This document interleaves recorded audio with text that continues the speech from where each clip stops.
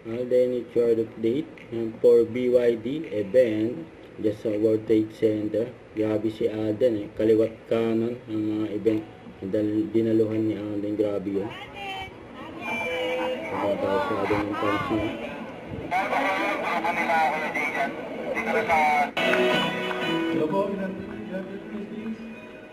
Ganun. For Casino Plus, Hero for all our media friends, of course, for the Hero for All. Thank you so much for being with us here today. Pero dapat nang nandito ka, syempre, Yes, hindi ka pwede hindi mawala. Thank you so much.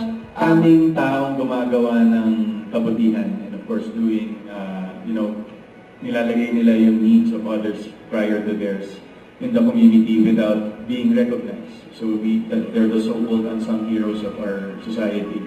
And I'm just so proud and happy that we were able to come up with this, of course, Casino Plus, to give recognition to these individuals. Because the intention of this movement that we're doing right now is to really amplify the reach of the message and to even produce more.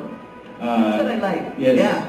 yes, Produce more. produce more heroes. Na, to encourage them that, being able to do something good and to contribute to the society doesn't come with a great price.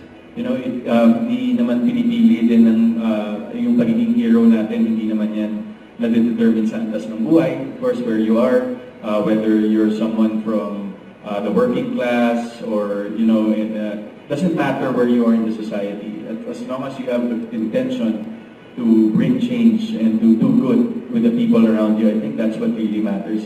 And that's what this campaign is all about, is to really recognize these individuals and to inspire more people to be the same. Don't forget to subscribe, click the notification bell for my update. This is Victor the Action Live. Stay tuned for more videos. See ya.